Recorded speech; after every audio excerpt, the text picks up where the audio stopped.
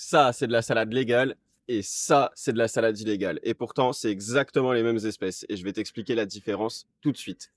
Et oui, que cela soit celle qu'on fasse pousser à l'abri des regards ou celle que l'on fait pousser pour la fibre ou même celle qu'on a dans nos champs, elles sont toutes de la même espèce. En fait, ça va être les variétés qui diffèrent. Donc, oublie tous les soi-disant mythes sur les variétés OGM.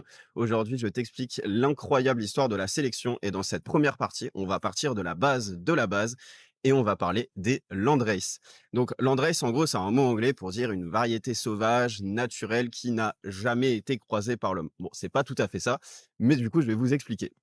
Donc ça, c'est l'aboutissement en fait de millions d'années d'évolution pure. Chaque région du globe a développé ses propres variétés uniques, parfaitement adaptées à leur climat local.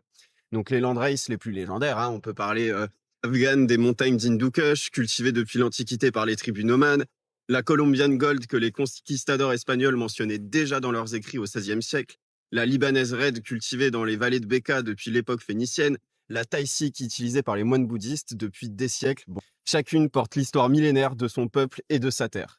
Ces variétés n'étaient pas juste sauvages en fait, elles étaient cultivées et sélectionnées par des populations locales depuis des millénaires. Les paysans afghans gardaient les graines des plants les plus résineux, les cultivateurs colombiens préservaient les phénotypes les plus puissants.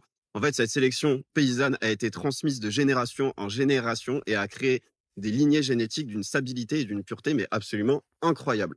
En fait, l'histoire, elle bascule dans les années 60-70, avec les mouvements hippies et les voyageurs sur la route de la soie. En fait, ces graines ancestrales vont traverser les frontières pour la première fois à cette époque. Donc, des aventuriers vont ramener des graines d'Afghan en Hollande, de colombiennes en Californie, de Thaï en Europe, et en fait, ça va être le début de la vraie révolution génétique. Toutes ces land races, en fait, vont venir être croisées, et ça va être vraiment être les génétiques fondatrices de toutes les variétés modernes. Donc en gros, chaque polyhybride moderne que tu connais porte en lui l'ADN de ces variétés ancestrales. C'est de cette base génétique pure que découle toute la diversité qu'on connaît aujourd'hui. Mais attention, ces trésors génétiques commencent petit à petit à disparaître. Elles ont survécu à la guerre, l'industrialisation, la prohibition, mais chaque année, des landraces millénaires s'éteignent à jamais. C'est comme perdre des chapitres entiers de l'histoire du canard. Le gros travail des sélectionneurs et des conservateurs de génétique aujourd'hui, c'est d'arriver à vraiment conserver la pureté de ces variétés-là. Parce que face au changement climatique, on aura besoin de retourner sur certaines bases qui sont solides. Ce sont des variétés qui sont résistantes au froid, au gel, à la chaleur et à la sécheresse.